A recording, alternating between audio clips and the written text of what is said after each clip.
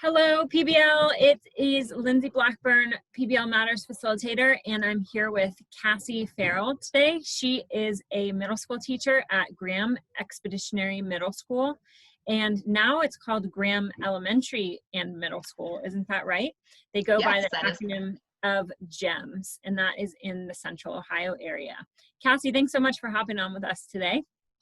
Thanks for having me. I'm excited to do this. All righty. So Cassie and I today are going to be talking about going virtual with project-based learning. So we'll tee it up with this. Cassie, around mid-March of this past school year, you were just cruising along, doing your projects with your kids, having a grand old time, and then suddenly the world turned upside down. And within a matter of days, you guys were switching to a virtual format with your students. Tell us a little bit about what happened there. Yeah, it's crazy because it seems like so long ago now, but we had a little bit of foresight. Our admin really was like, we should be making some packets for kids to take home. So the first week that the kids were out, we had prepared packets for them to take home. So then we had a little bit of chance to figure out what on earth we were going to do. Sorry, hold on. Nope, all good. Paige, oh my gosh. Okay, Daddy is fired. Daddy is getting fired. Oh.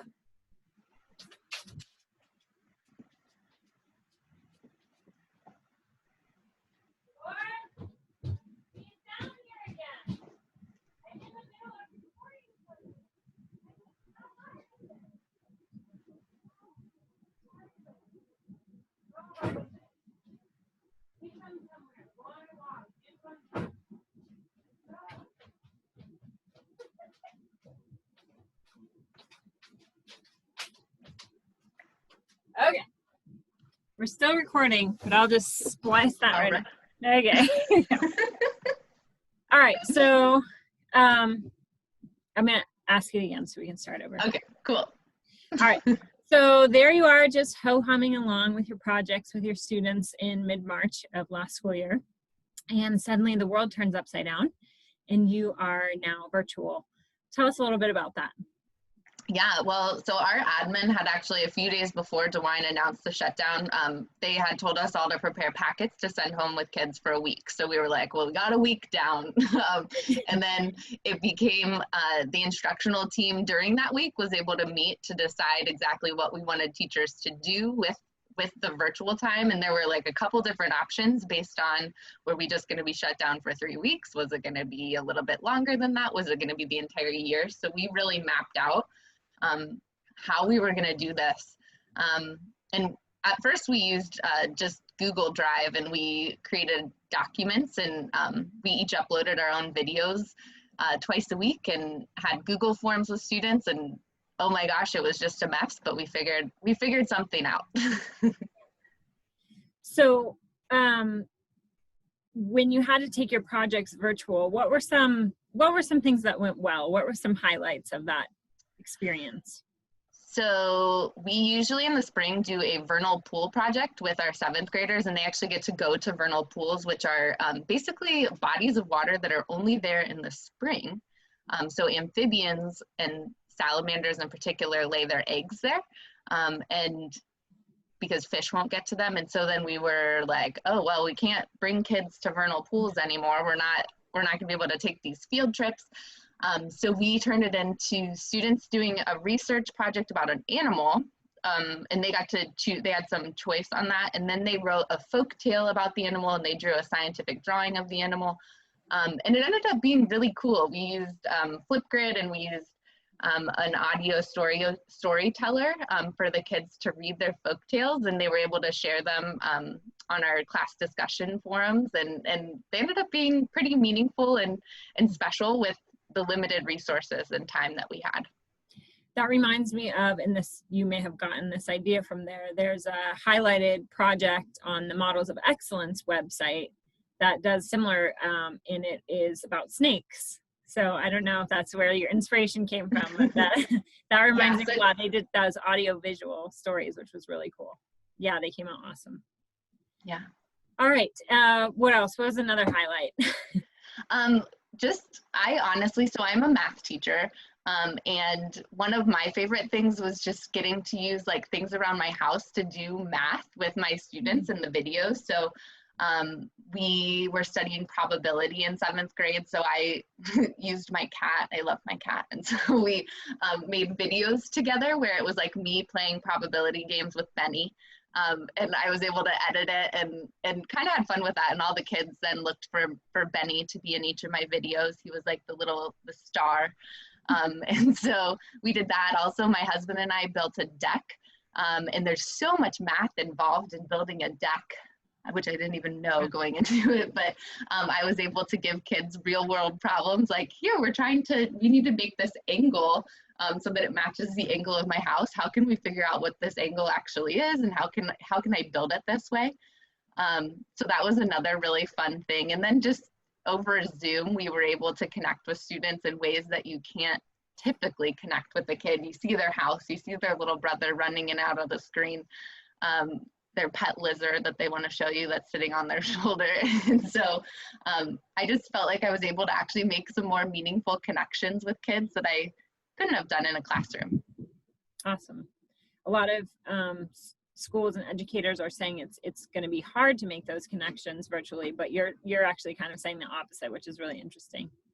I think part of that is because we had started the year together, so we'd already established the rapport and the relationship. This year, if we have to start online, it's going to be so hard to just get that from an online connection. Yeah. So what were some challenges? But I'm guessing there were a lot, but what were some areas where you were like, oh, geez? I don't even know where to begin with the challenges. First and foremost, our kids a lot of them rely on school lunch for food. So we were lucky enough to partner with a church that helped us raise a lot of money for families. And so that was really a highlight and a challenge, that the community really gathered around our kids, and we were able to give gift cards to families for food. Getting kids technology, we had a lot of students that didn't have laptops or access to the internet. And so it was a big project to do that. And then just as far as like myself in my classroom trying to teach math, I love having kids share their strategies with one another. And that's how we sort of build meaningful connection with each other, but also their confidence, right? Like if a kid shares a strategy that other people are like, oh my gosh, I didn't think about doing it that way, then they kind of just keep building themselves up as mathematicians, and you lose that in the virtual platform when we're not able to all meet online. When I would do Zoom class meetings, there were generally like 6 kids on that consistently joined, but it was definitely hard to make that class feeling of like we're all contributing to this problem. So that was a challenge. Yeah, especially since when you're talking about projects and PBL in particular, the collaborative aspect is really important. Do you feel it's realistic to continue with the collaborative aspect of project-based learning, or given the situation that different kids are in, is it better to continue to do PBL but do it individually? I think it's a case-by-case scenario. I would love for kids that are able to get online when other kids are to then collaborate. Like you could do a Zoom breakout room or whatever it is. We also on discussion forums had kids post their scientific drawings, and then other students gave feedback, and very descriptive. I was very proud of them. they were very like specific feedback to kids, and then they would redraw their scientific drawing and make those improvements. So there's room for collaboration, I think, even if it's not necessarily the type of collaboration that we're used to. Yeah. Any other challenges? Parents, administrators, working with other teachers, anything like that? Well, actually, I will say our administration was amazing and just communicated with us the whole way and was asking for what works best for us, what works best for parents. There were a lot of parents that struggled with making sure that their kid was completing the assignments, and then because they were maybe going to their job or doing all of the other things that parents have to do. And so parents would reach out and say like, this just is not doable for us, and how can we make this work? And so then it just becomes that case by case thing of like, how can we make this work for you? We don't want to make it something that's just so terrible and that your kid is dreading it every day or whatever it is. Yeah. You mentioned Flipgrid and so far also Google. Were there any other tech tools or platforms that you guys used that were really helpful? So Schoology became our platform that we used for just connecting with all students and putting all assignments on. Eventually, it took a little while. My new favorite thing is called Jamboard, and I'm not sure if you're familiar with it, but it's essentially like, it's almost like Google Slides, and you can put a problem up and then kids can all work on a certain slide together. So I would put the same problem on different slides, and then kids could show their work. They would put their name on their slide and show their work, and then they could actually do like a gallery of how other people solved the same problem, Cool. which I loved doing that part. So, Yeah. so Jamboard, I'm gonna definitely be using that in the fall as well. I just heard of a new one called EdPuzzle. You can do a video, but you can pop in questions along the way, like reflection points in the video for the kids. So I actually want to check out that one too. I'm gonna write that one down. All right, so what's on tap for what's to come here? I don't think anyone really knows exactly what's it's July 21st when we're recording this video, so everyone's kind of up in the air right now. What are you envisioning? What's on your plans, Cassie? I guess right now I was just talking with my husband, like, should I just start recording some online videos? And I think no matter what, there's definitely, no matter what, we're going to be partially online. And so what lessons can I take that kids can access more independently? And so I want to start just getting ahead and making the videos, the Google Forms, the Schoology stuff, just to make sure that's ready. I really am not sure where we're going from here, but I wish it was safe enough to definitely do a hybrid classroom, because I love the idea of being able to connect in a small group with kids for a few days a week at least before sending them out into the online world. So that way we can build relationships, kids can share it with each other. But then also the safety of it. And I don't want it to become a sacrifice for kids and teachers just to get us into a classroom together. So Good point. there's no good answer here, unfortunately.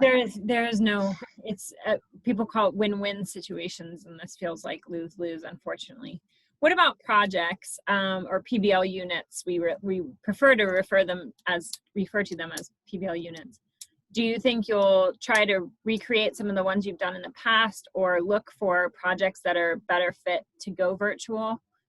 What do you think is where's your head on that? So our first project that we're planning to attempt is to do a Black Lives Matter study.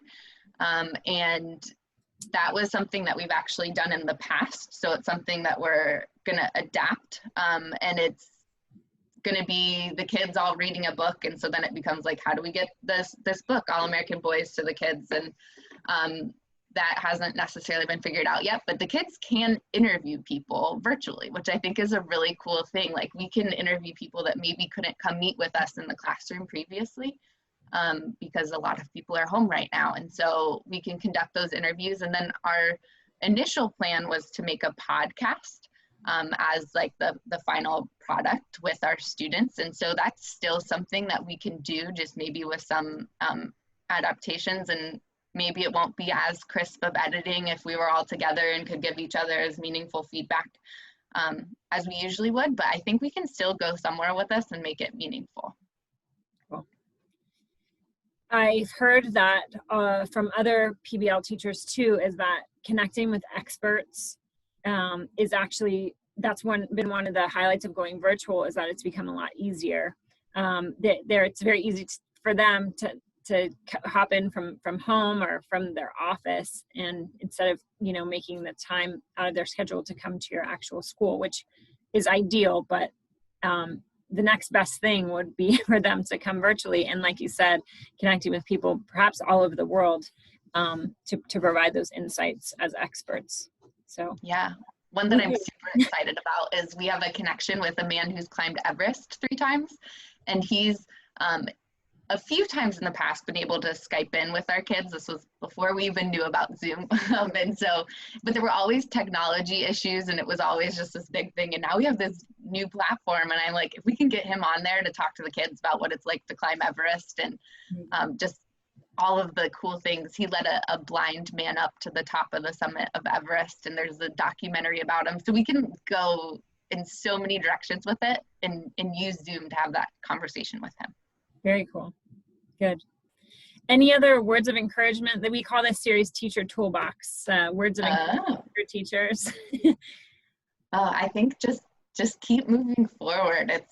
Teaching is just always a career where we have to kind of go with whatever is thrown our way. And it seems like with teachers, a lot of things get thrown our way without expecting it. So this is just adapting like we always do. And I think we have the tools to make it happen.